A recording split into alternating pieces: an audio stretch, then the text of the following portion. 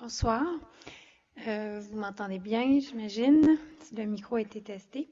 Il me fait plaisir de vous présenter sur un sujet qui est fréquent, qu'on entend souvent parler, la ménopause, mais qui est aussi en même temps un sujet assez complexe.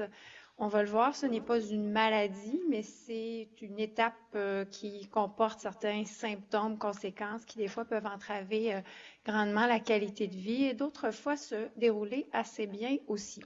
Alors, je vais surtout m'adresser aux patientes, aux femmes ce soir et non aux médecins et non aux intervenants. Donc, s'il y a des médecins, d'autres types d'intervenants, tant mieux. Vous pourrez aussi poser des questions, mais c'est avant tout pour les femmes et les patientes à risque.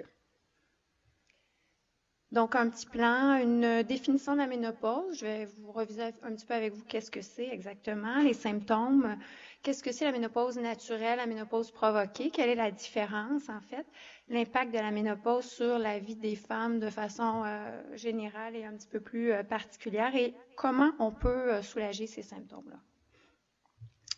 Une définition, donc, comme je le disais, on dit souvent que ce n'est pas une maladie, mais il y a certaines maladies qui comportent moins de symptômes que la ménopause. Hein. C'est une étape de la vie où il y a quand même quelquefois beaucoup de symptômes, et ces symptômes-là ou ces conséquences-là de cette étape-là, des fois, nécessitent des traitements. La définition comme telle, c'est une absence de menstruation ou de règles pour une période de 1 an ou plus. C'est dû à l'épuisement des follicules ovariens qui, finalement, tranquillement, pas vite, quand c'est une ménopause naturelle, va finir par de moins en moins produire d'hormones, entre autres les estrogènes. Il y en a beaucoup d'autres aussi. Ça peut entraîner différents symptômes qu'on va catégoriser un petit peu là, tout au long de la présentation et que je vous ai cités ici. Les symptômes de la ménopause, pour la plupart des femmes arrivées à cette étape-là, ils vont en présenter un ou plusieurs. Hein. C'est rare les femmes qui vont passer au travers sans jamais avoir eu aucun symptôme. Par contre, la sévérité, la durée, l'impact sur la qualité de vie, c'est très variable d'une personne à l'autre. Il y a un spectre vraiment. Il y a des femmes qui ont presque pas de symptômes. Il y en a d'autres qui en ont vraiment beaucoup et une grande variété. Alors, ce sera tout ça qui va être pris en compte pour décider est-ce qu'on doit traiter certains de ces symptômes-là ou est-ce que c'est acceptable ou est-ce que c'est on va l'évaluer sur une plus longue période quelquefois pour prendre une décision. On doit aussi, nous comme intervenants et vous comme femmes ou patientes, on doit savoir qu'est-ce qui se passait aussi avant dans votre vie, donc ne pas oublier de citer certains passages de votre vie qui ont pu être plus difficiles, on va y revenir, ou la médication que vous prenez, ça a toute une influence aussi sur la façon dont on va être capable d'aborder si on doit traiter ou non certains symptômes. Et il y a toujours une décision risque-bénéfice quand on décide de traiter des symptômes, d'autant plus vrai chez des patientes à risque ou qui ont eu un cancer du sein. Les symptômes qu'on va appeler vasomoteurs, c'est les fameuses bouffées de chaleur. Hein. Tout le monde en a entendu parler ou en a vécu malheureusement ces symptômes-là. Et souvent, il y a des sueurs nocturnes aussi qui vont être associées.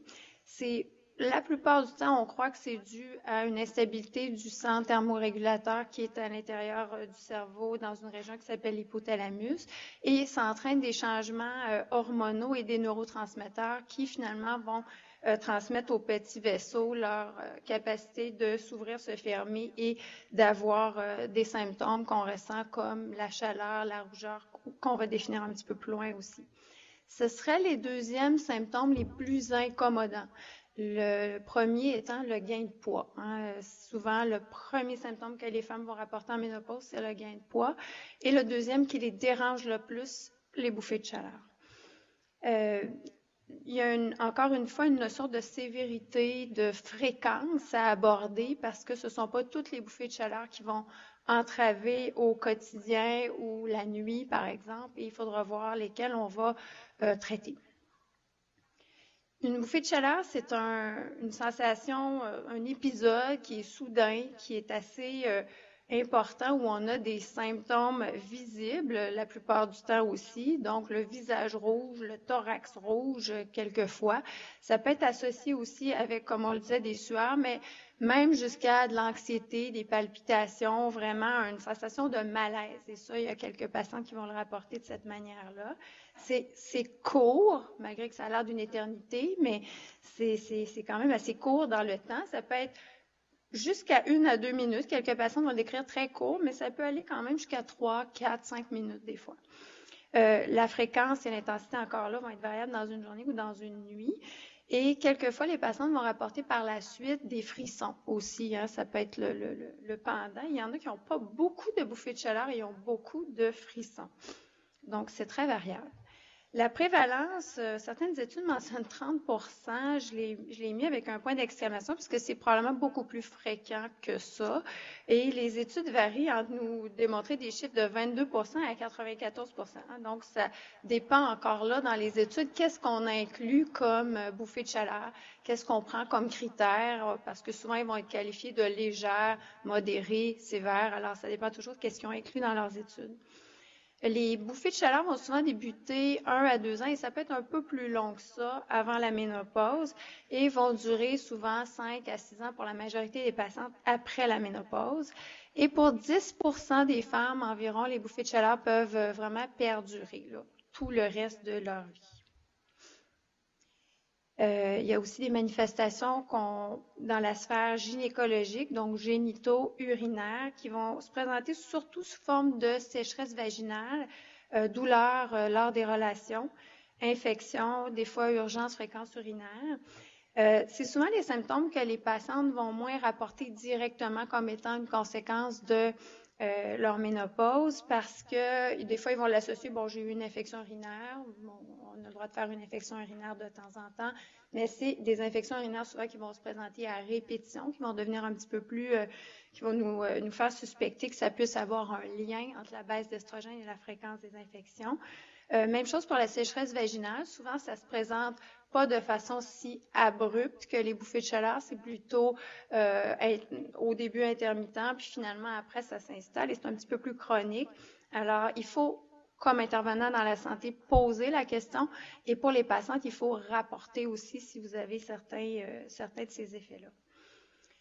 Particulièrement chez les femmes qui vont avoir un cancer du sein, qui vont être en post-chimiothérapie, qui vont avoir aussi une anti-hormone, mais on peut quand même rapporter des fréquences jusqu'à 75% de sécheresse vaginale, entre autres, dans de bonnes études, c'est ce qu'ils ont rapporté. Alors, c'est pas peu fréquent, c'est quand même assez fréquent. Et naturellement, ça peut avoir des conséquences assez large, autant même sur la vie quotidienne, le couple, et même lors des examens gynécologiques, vous pouvez vous faire dire, ben, on a un petit peu plus de difficulté à insérer le spéculum, vous pouvez le sentir aussi que les examens sont un petit peu plus douloureux, et il faut surtout pas attendre à ce stade-là, il faut essayer de prendre les femmes un petit peu plus tôt pour éviter qu'il se développe vraiment une sténose, donc que ça referme un petit peu davantage. Encore là, ce ne sont pas toutes les femmes qui vont avoir tout ça. Hein. Là, on fait un éventail des symptômes de ménopause. Il ne faut pas penser que les femmes qui vont devenir en ménopause ou qui vont être appelées à être ménopausées vont avoir tous ces symptômes-là. Les symptômes qu'on peut appeler centraux, ça va être davantage de l'insomnie ou des problèmes de sommeil, des troubles de mémoire et d'humeur parfois. Encore là, les symptômes de ménopause sont souvent interreliés. Hein. C'est difficile de les dissocier et de savoir lequel cause quoi. En fait, si on a des bouffées de chaleur la nuit, c'est clair qu'on va être plus fatigué parce que notre nuit va être interrompue. C'est clair que le lendemain, on va être plus fatigué aussi. Et à la longue, avec la chronicité, tout ça, on peut développer des troubles de l'humeur. Donc, tout peut être interrelié et il y a des traitements aussi. En traitant une condition, bon, on va souvent pouvoir aussi améliorer les autres. Et c'est important de mentionner comme intervenant de la santé que les troubles de mémoire, souvent assez légers, qui peuvent se présenter à la ménopause, ne sont pas égale à une maladie dégénérative à ses débuts. Pour la plupart, les gens n'auront pas une maladie d'Alzheimer, donc c'est important de les réassurer qu'il y a une différence entre avoir des petits blancs de mémoire de temps en temps dans une journée ou dans une semaine, comparativement à avoir des problèmes beaucoup plus sérieux où on oublie des choses fondamentales de notre vie, comme où on met nos clés ou d'avoir des changements de comportement, etc. Donc, il y a quand même une gravité là-dedans et c'est important d'être réassurant. Les symptômes généraux, donc le gain de poids dont on parlait tout à l'heure, c'est le symptôme le plus fréquent. On peut aller jusqu'à gagner quelquefois, dans certaines études, jusqu'à 10 à 15 livres. Encore là, ce n'est pas tout le monde qui va gagner autant de poids. Il y a des gens qui en gagnent peu parce qu'ils se préparent un petit peu avant et ne serait-ce que le savoir que le métabolisme change en ménopause, ça peut nous aider à jauger ça par la suite. La fatigue, bon, c'est un symptôme de société, disons, hein, c'est un symptôme très difficile à évaluer en médecine parce qu'il y a tellement de causes pour la fatigue, mais en ménopause, la fatigue est plus prépondérante aussi, c'est assez évident. Le vieillissement cutané est encore là pas immédiat, ça se fait sur des années, mais les femmes vont rapporter un petit peu plus de sécheresse de la peau, une peau un petit peu plus rédulée à la longue. Un peu d'alopécie, des fois on peut donc perdre nos cheveux, mais ce n'est pas une perte de cheveux comme lors d'une chimiothérapie, c'est pas une perte de cheveux drastique, mais un amincissement, un changement un petit peu de la chevelure, un petit peu moins de cheveux, c'est pas rare. Par contre, des très grandes pertes de cheveux, c'est très rare. Et souvent, il y a une cause héréditaire aussi à tout ça. On regarde les femmes dans la famille à la ménopause, ils ont toutes tendance à clairsemer un peu. Et il y a quelquefois des traitements pour les conditions plus sévères. Il peut aussi y avoir des douleurs articulaires. C'est pas rare de rapporter qu'on est plus raide le matin, plus de difficultés à se déplier, etc. Et surtout avec nos traitements de chimiothérapie, quelquefois pour les patientes malheureusement qui ont un cancer du sein, il y en a davantage. Et si on introduit une anti-hormone, il peut en avoir aussi davantage par la suite. Les conséquences à long terme, je n'en parlerai pas parce que ce sera une présentation en soi, mais les conséquences à plus long terme, quand on prend la décision, admettons, on va en parler un petit peu plus loin, d'avoir une chirurgie préventive, de retirer les ovaires, par exemple, pour les patientes avec une mutation ou à très haut risque de cancer du sein et de l'ovaire, il y a quand même des conséquences, puis c'est ça qui fait qu'on n'enlèvera pas les ovaires très tôt, on va mesurer, on va repousser un peu la date, etc. Parce que c'est sans doute ces conséquences-là qui ont le plus d'impact pour le futur, c'est-à-dire tendance à l'ostéoporose dépendamment. Encore là, on peut prévenir, il y a des choses à faire pour ça. Un petit peu plus de troubles cognitifs, mais encore là, ça, c'est pas non plus très élevé, mais il y en a un petit peu plus à partir de la ménopause. Et les maladies cardiaques peuvent augmenter aussi à partir du temps de la ménopause. La ménopause, on m'avait demandé d'essayer de bien faire la différence entre la ménopause naturelle et la ménopause provoquée. Désolée. La moyenne d'âge canadienne pour la ménopause naturelle, c'est environ 51 ans. La ménopause naturelle, c'est une diminution progressive de ce qu'on a vu tout à l'heure, de la fonction des ovaires. Et ça peut se présenter entre 40 et 55 ans. 40, c'est jeune. 55 ans, on dirait que c'est de moins en moins rare dans nos bureaux des femmes qui sont toujours pas ménopausées à l'âge de 55 ans. Il y a une tendance à être ménopausée un petit peu plus tardivement, de façon naturelle toujours. Et il y a une tendance héréditaire aussi à la survenue pour l'âge de la ménopause. Donc, encore une fois, si on regarde les femmes dans notre famille qui n'ont pas été hystérectomisées et ovariectomisées, parce que dans les générations avant, c'était assez fréquent de se faire enlever l'utérus et les ovaires, on peut voir la ménopause naturelle a une tendance à mimer les femmes dans sa famille. La ménopause provoquée, au contraire, si on passe par la salpingo-ovariectomie bilatérale, c'est-à-dire enlever les trompes et les ovaires, on n'est pas ménopausé au moment de la chirurgie, on a quand même une baisse assez drastique des hormones. Donc, les symptômes peuvent débuter très vite, souvent même le lendemain de la chirurgie. C'est pas rare de voir même la patiente qui est encore hospitalisée qui peut avoir des bouffées de chaleur quand même à l'hôpital. Donc, c'est assez drastique. Plus la ménopause est provoquée tôt, c'est sûr que plus les symptômes ont une tendance à être plus sévères. Encore là, c'est pas tout le monde qui a des symptômes sévères, même avec une ménopause provoquée, mais il y en a davantage, c'est clair, qui vont avoir un peu plus de symptômes et plus drastiques. On peut aussi avoir une ménopause provoquée avec d'autres types de techniques comme la radiothérapie pelvienne, c'est très rare. Dans certains types de cancers, ils vont en donner et ça peut affecter la fonction ovarienne. La chimiothérapie, surtout si elle est donnée après 45 ans, c'est rare que les ovaires vont repartir pour avoir encore ces menstruations. Donc, près de 80% des patientes qui vont recevoir de la chimiothérapie à 45 ans vont devenir ménopausées dans les mois qui suivent. Si on reçoit aussi des agonistes de LHRH, je vais en reparler un petit peu. Ça, c'est un médicament qu'on peut donner qui peut mimer la ménopause, des injections qu'on reçoit qui peut stopper la fonction des ovaires. Donc, ça va faire exactement comme si on était en ménopause. Et des fois, c'est même une façon de tester comment on prendrait ça d'être en ménopause finalement avant de décider l'âge à laquelle on va opter pour les patientes à risque, encore une fois, pour la salpingo-variectomie bilatérale préventive. Ça peut être une façon de le tester. Est-ce que moi, je suis prête à vivre avec ça, là, avec cette qualité de vie-là? Avoir les injections quelques mois peut déjà vous plonger un petit peu dans qu'est-ce que ce serait d'être ménopausée. Si on reçoit de la chimiothérapie même avant ces âges-là, quelquefois la ménopause va être devancée, mais pas nécessairement induite sur le coup. Mais on voit dans les études, encore une fois, qu'une patiente, admettons, aurait reçu de la chimiothérapie vers l'âge de 35 ans. Souvent, ils ont tendance à être, dépendamment de l'agent chimio, mais ils vont avoir tendance à être ménopausés quelques années avant la moyenne d'âge, disons, des autres femmes. Même chose pour le tamoxifène, une anti-hormone qu'on donne dans les cas de cancer du sein après les traitements de base. On va donner des fois une anti-hormone pour 5 ans, 10 ans. Ça a tendance aussi à devancer légèrement la ménopause.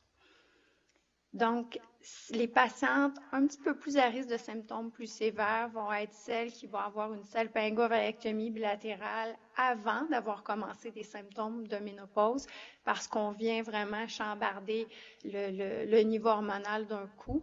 Mais ça ne veut pas dire que les symptômes vont nécessairement durer plus longtemps qu'une autre personne. Par contre, ça va être à peu près les mêmes délais que ça aurait dû être, mais les symptômes peuvent perdurer dans leur sévérité quelques semaines, quelques mois, et bon, c'est là qu'on devra rentrer en ligne de compte pour les aider.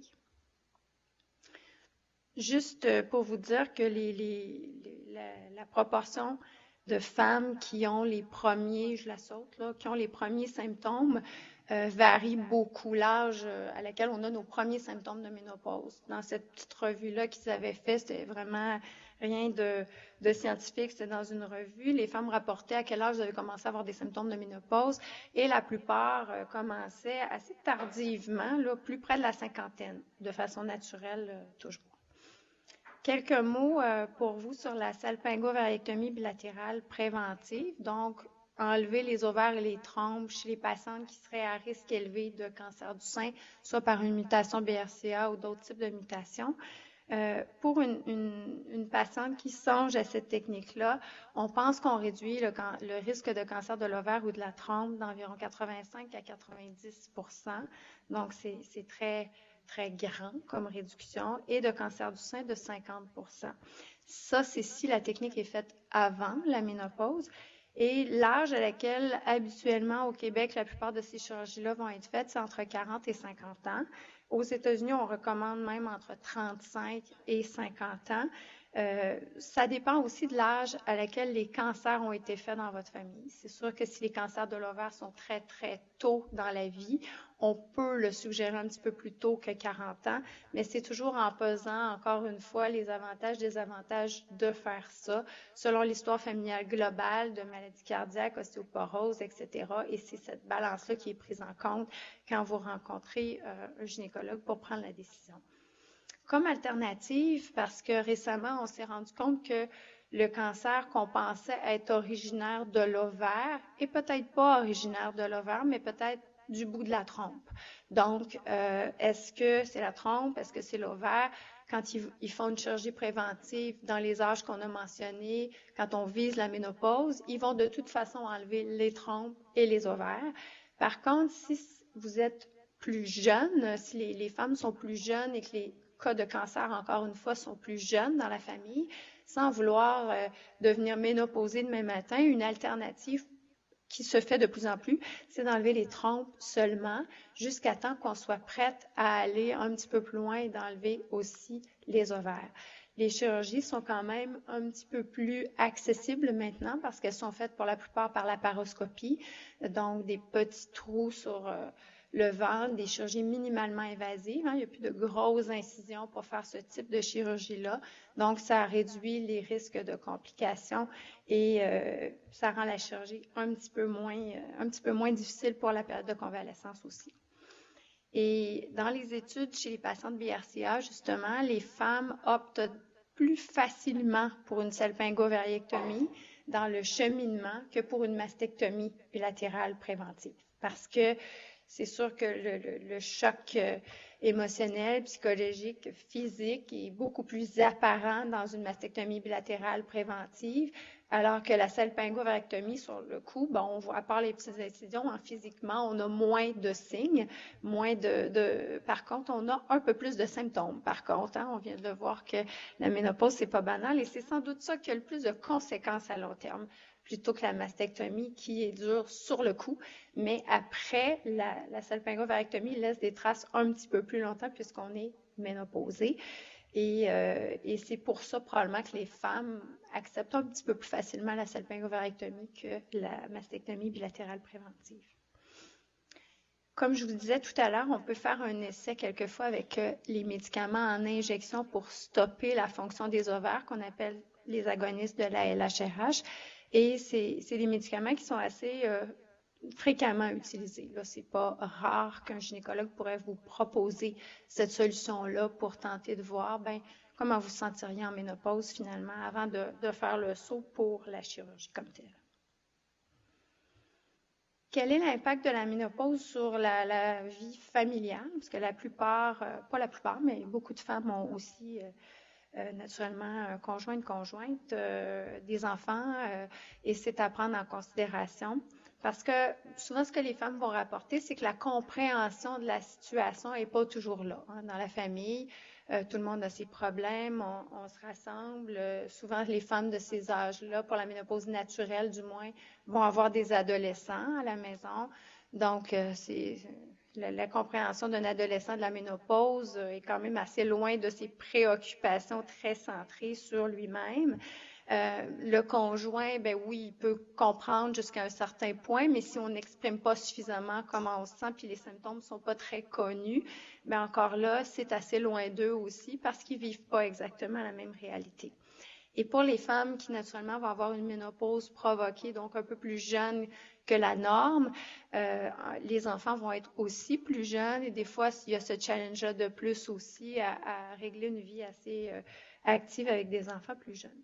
Donc, les responsabilités à ce moment-là de la vie sont quand même assez élevées. Il y a aussi souvent les parents qui sont un petit peu moins fonctionnels, les gens doivent s'occuper de leurs parents, etc. Donc, c'est ça, il y a une assez grande complexité à la maison à gérer et souvent, c'est par la communication de ces informations-là, de la façon dont on se sent et de soirées comme vous vivez ce soir, qui peut peut-être essayer de rapprocher un peu le tout. L'impact de la ménopause, disons, sur la vie plus personnelle, c'est sûr qu'il y a un changement de l'image corporelle avec la ménopause. On a parlé du gain de poids, qui n'est pas, encore une fois, chez toutes les patientes, qui ne dérange pas toutes les patientes non plus. On parle de symptômes incommodants quand on veut arriver à trouver des solutions aussi. Mais il y a aussi les chirurgies, dépendamment des chirurgies qui vont être impliquée par cette personne-là, l'estime de soi peut aussi être un petit peu altérée. Alors, plus on a d'informations avant de prendre notre décision, plus on sait dans quoi on s'embarque, moins on a tendance à avoir ces répercussions-là. La performance au travail peut être un peu altérée pendant la période de ménopause parce que naturellement, les nuits un peu plus difficiles, etc. Donc, c'est pas rare de voir des femmes obligées de faire un petit peu de changement d'horaire. Des fois, c'est temporaire, des fois, ça s'avère être permanent. Prendre un peu plus de pause, se trouver des trucs pour améliorer sa concentration, etc. Et d'avoir un petit peu plus d'absentéisme au travail, c'est rapporté aussi pendant cette période-là. Les capacités physiques peuvent changer un petit peu. Encore là, c'est pas toujours permanent, ça peut être temporaire dans les premiers temps des symptômes de la ménopause, que ce soit au niveau de l'activité de la vie quotidienne ou des loisirs. La ménopause, bon, l'implication sur la vie plus intime, donc lors des relations et tout, vous allez avoir aussi une présentation qui va suivre par une personne du CHUM, Madame Pichette, sur tout l'aspect sexualité et tout. Fait que c'est sûr que je vais passer un petit peu plus vite là-dessus. Mais encore là, le problème de compréhension, de communication va revenir beaucoup. Il peut y avoir, c'est bien rapporté qu'il y a un changement avant, après, au niveau de la fréquence, de la qualité, de la satisfaction, quelquefois des relations. Mais je vais y revenir tout à l'heure. Ce n'est pas aussi désastreux qu'on peut penser. Et souvent, les personnes qui ont un couple très fonctionnel avant ont des bonnes chances que même si la fréquence ou il y a des changements après sur les relations, ça ne sera pas non plus un échec de couple après, pas du tout. Donc, ce qui était le meilleur indicateur sur les problèmes de couple après une salpingo-ovariectomie, c'était vraiment comment ça se passait avant dans ce couple-là. Donc, si ça se passe bien, en général, ça se passe bien encore après aussi. C'est sûr que s'il y avait des difficultés, bon, on vient ajouter un facteur de difficulté de plus, c'est certain. Encore là, bon, l'image corporelle peut quand même jouer beaucoup sur la relation de confiance en la femme elle-même, mais aussi la relation de confiance dans le couple. Qu'est-ce qu'on peut faire maintenant? Parce que là, c'est bien beau de dire tout ça, là, mais il faut avoir quelques solutions. Il ne faut pas repartir d'ici en pensant qu'il n'y a pas de solution, puis il y a juste des symptômes. Puis encore là, les symptômes ne sont pas tous les mêmes pour tout le monde. Ce serait menteur de dire qu'il y a des choses qui fonctionnent mieux que l'hormonothérapie, parce qu'en ménopause, ce qui fonctionne le mieux, c'est l'hormonothérapie. Par contre, pour la plupart des patientes avec un cancer du sein ou les patientes à risque, l'hormonothérapie est relativement contre-indiquée et quelquefois de façon absolue. Parce qu'on n'a pas encore de bonnes études qui nous valident que c'est sécuritaire d'en donner, surtout quand on parle d'hormonothérapie orale ou transdermique par la peau, des patchs ou des comprimés. Par contre, on verra qu'il y a certaines situations où on peut en donner des fois pour de courtes périodes au niveau vaginal, par voie vaginale, ou de courtes périodes aussi pour des patientes un petit peu moins à risque qui, après avoir discuté des risques-bénéfices, décident d'en prendre aussi.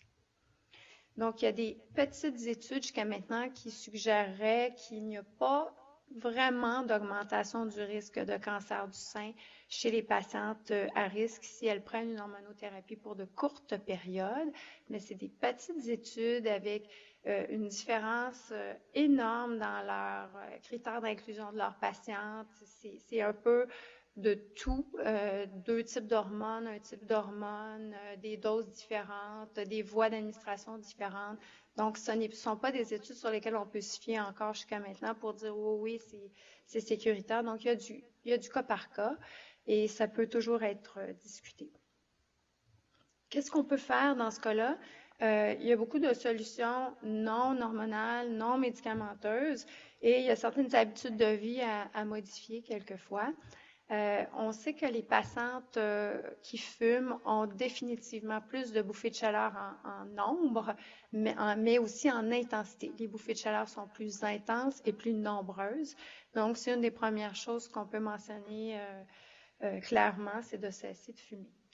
Le poids, on sait qu'aussi, si on dépasse l'IMC, qui est l'indice de masse corporelle de 25, donc ça c'est facile à calculer, on peut avoir davantage de bouffées de chaleur et aussi plus intenses. Pour ce qui est de la diète, c'est surtout des facteurs déclencheurs dans la diète. Il y a certaines femmes qui vont voir, moi, si je mange telle chose, si je fais telle chose, ça va me déclencher davantage de bouffées de chaleur. Alors là, il y a une espèce de tri à faire pour savoir qu'est-ce que telle ou telle personne va vivre avec tel ou tel produit. C'est pas tout le monde qui va vivre la même chose non plus, mais souvent, on se rend compte que si on diminue un petit peu les gras saturés dans la diète, les sucres, les boissons chaudes, l'alcool, les mets épicés, il va en avoir un petit peu moins. On ne dit pas qu'il n'y en aura pas du tout, là, mais il va en avoir quand même un petit peu moins. L'alcool, souvent, on va conseiller moins de 5 consommations par semaine. Adapter les pièces dans lesquelles vous vivez le plus, le lit, les vêtements. Donc, on suggère souvent de s'habiller en plure d'oignon. On est capable de se dévêtir au fur et à mesure et d'en remettre si on a les frissons qui s'installent après. Avoir de la ventilation aussi et diminuer les choses stressantes. Mais ça, c'est probablement la chose la plus difficile à faire là-dedans parce qu'il y a bien des choses stressantes sur lesquelles on n'a pas de contrôle. Et l'exercice a jamais été bien démontré pour diminuer les bouffées de chaleur, mais je le mets quand même parce qu'il a été démontré pour tellement d'autres bienfaits que ça fait partie des solutions quand même pour une patiente qui serait à risque de cancer du sein, parce qu'on sait maintenant que l'exercice léger à modéré, donc environ 3 à 5 séances par semaine, peut diminuer les risques de cancer du sein, d'apparition de cancer du sein, de récidive de cancer du sein et améliorer la tolérance au traitement. L'acupuncture, les études sont variables. C'est très difficile de faire des bonnes études avec l'acupuncture parce que on doit avoir, pour avoir une bonne étude, on doit avoir un groupe qui prend de l'acupuncture, un groupe qui en prend pas. Mais là, le groupe qui en prend pas, naturellement, savent qu'ils en prennent pas parce qu'ils n'ont pas d'aiguille, etc. Donc, c'est très difficile de faire des bonnes études. Mais entre de bonnes mains, récemment, des gens spécialisés en oncologie, il y aurait sans doute de bons résultats. Le yoga, les types de respiration qu'on appelle pace breathing, vous êtes capable de retrouver sur Google ces informations-là, peuvent avoir un bienfait. Les thérapies en psychologie traditionnelle et l'hypnose ont définitivement un effet sur les bouffées de chaleur. Et il y a peu de bons remèdes dans tout ce qui est plantes, suppléments, etc. Il n'y a rien qui a été très bien démontré pour avoir, dans des études un petit peu plus rigoureuses, pour avoir un bon effet. Et on a toujours le bémol, hein, même si on prend un estrogène naturel, c'est quand même un estrogène. Ça a probablement les mêmes effets que l'hormonothérapie avec lesquels on est un petit peu moins confortable. Les solutions non hormonales médicamenteuses, les antidépresseurs à basse dose, donc pas à des doses de dépression, mais à basse dose, avec beaucoup moins d'effets secondaires, moins de gain de poids, etc., parce qu'à des doses de dépression, on peut avoir du gain de poids aussi avec les antidépresseurs, sont encore ce qui est le plus efficace dans les différentes études. La venlafaxine ou l'Effexor, c'est souvent ce qu'on utilise davantage. La clonidine, c'est un agent antihypertenseur, mais léger, qu'on donne à basse dose aussi, peut avoir un effet. On peut aussi le combiner avec un antidépresseur si l'autre n'est pas suffisant. Et on utilise quelquefois le gabapentin ou le cousin, puis souvent pour les bouffées de chaleur nocturne parce que ça cause la somnolence un petit peu. Donc, c'est pas l'idéal le jour de se sentir moins efficace si on a déjà des problèmes avec la fatigue de nos nuits un petit peu plus difficiles, mais le gabapentin donné le soir peut avoir un bon effet pour justement passer une meilleure nuit si les bouffées de chaleur sont surtout la nuit. Le Belargal, on le donne de moins en moins. La sécheresse vaginale, les douleurs lors des relations, les symptômes urinaires dont on a parlé tout à l'heure, c'est important d'avoir un examen gynécologique pour exclure d'autres causes parce qu'il peut y avoir d'autres maladies, d'autres conditions qu'on peut facilement diagnostiquer à l'examen gynécologique et qui peuvent sauver des temps de souffrance sans traitement. Si on a une sténose, donc un rétrécissement de l'ouverture vaginale, il y a des traitements aussi pour ça. On peut avoir des dilatateurs progressifs qui sont mis en place. Il y a de la physiothérapie périnéale qui peut être faite et ça fonctionne bien dans ces cas-là. On suggère d'hydrater avec du lubrifiant lors des relations, mais un lubrifiant à base de silicone et non à base d'eau, parce qu'à base d'eau, il se liquéfie, il coule, ce n'est pas ça ne fonctionne pas bien. À base de silicone, par contre, ces lubrifiants-là se trouvent juste dans les boutiques sex shop ou érotiques. Malheureusement, ils n'en vendent pas dans les pharmacies. Il faut aussi humidifier régulièrement, donc environ 3 fois par semaine.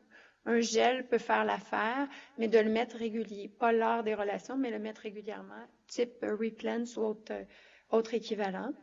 Lors des douleurs aux relations, on peut aussi tenter, si ces solutions-là ne sont pas suffisantes, de la lidocaïne en liquide ou en gel qu'on peut appliquer lors des relations. Et souvent, ce mix-là réussit assez bien à contrôler. Comme je disais tout à l'heure, les estrogènes vaginaux peuvent être utilisés si toutes ces solutions-là n'ont pas fonctionné, avec du cas par cas, avec la plus petite dose possible. Il y a une légère absorption dans le reste du corps quand on donne des estrogènes vaginaux, mais on pense que c'est minime et surtout que récemment, ils ont grandement baissé les doses des comprimés vaginaux qu'on peut donner, de type Vagifem, par exemple. C'est maintenant 10 microgrammes alors que c'était 20 avant. Donc, la moitié de la dose est toujours aussi efficace localement pour les problèmes urinaires aussi.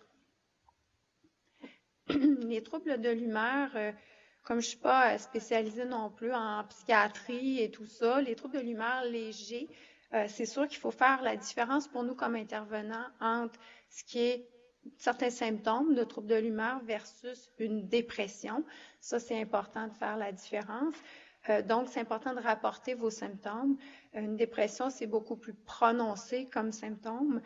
C'est vraiment, ça affecte toute la vie entière. On mange moins, on dort moins, bon, pas à cause des bouffées de chaleur, mais de façon générale. Et il y a plein d'autres signes qu'un intervenant de la santé peut voir. Encore là, ces symptômes-là peuvent quand même être vérifiés avec le médicament dont je vous parlais tout à l'heure. Si on le donne environ 3 à 4 mois, on est quand même capable de voir certains symptômes qui pourraient se dessiner chez une personne plus prédisposée. Parce que, encore une fois, dans le questionnaire qu'on fait, si vous avez déjà fait une dépression, si vous avez déjà eu des épisodes dépressifs, soit après une grossesse, etc., c'est important de le mentionner parce que ça peut nous alerter davantage à tout ça. Les difficultés conjugales, comme il me reste 5 minutes, je vais passer, surtout que je vous ai dit tout à l'heure que le facteur principal, c'était de savoir comment le couple se portait avant une chirurgie et pour le devenir de ce couple-là après. Et notre conférencière d'après va en parler. Les troubles du sommeil, si on traite les bouffées de chaleur, souvent on réussit quand même à avoir un meilleur sommeil. Si ce n'est pas suffisant, naturellement, on doit éliminer d'autres causes de notre côté et c'est important d'aménager votre pièce pour dormir, de ne pas avoir des écrans, de la stimulation auditive, visuelle. On sait que c'est une des pires choses pour essayer de dormir. Donc, faciliter le sommeil, ne pas faire des activités trop exigeantes avant d'aller se coucher, ne pas forcer le sommeil où on reste 2 heures au lit alors qu'on n'arrive pas à dormir. Il faut souvent prendre des pauses de sommeil. Donc, ça fait 30 minutes, on n'arrive pas à dormir. Il faut se lever, aller faire quelque chose de calme, retourner, faire un peu la même chose.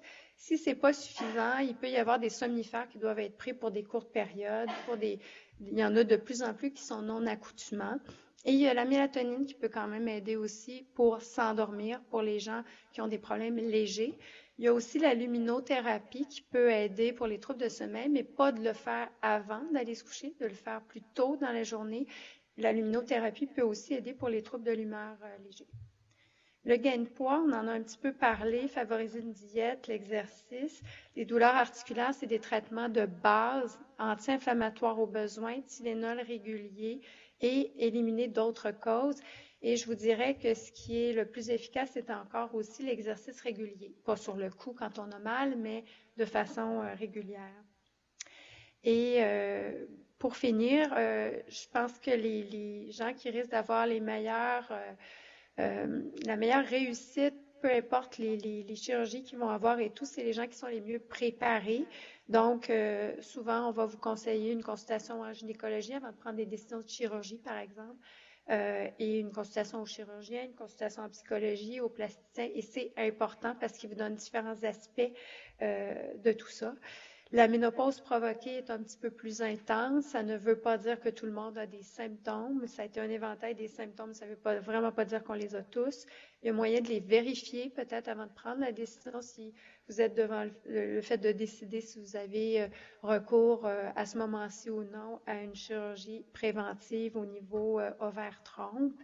Il y a des solutions médicamenteuses, il y en a d'autres non médicamenteuses aussi, comme nos habitudes de vie, etc. Et comme on le disait tout à l'heure, l'impact peut être un peu réduit si les symptômes sont déjà abordés, discutés et quelquefois on doit les traiter. Je vous ai laissé quelques références. Il y en a beaucoup d'autres aussi. Je vais laisser ma présentation sur le site de notre centre ici. Et il y a d'autres bibliographies aussi si vous êtes intéressés. Merci.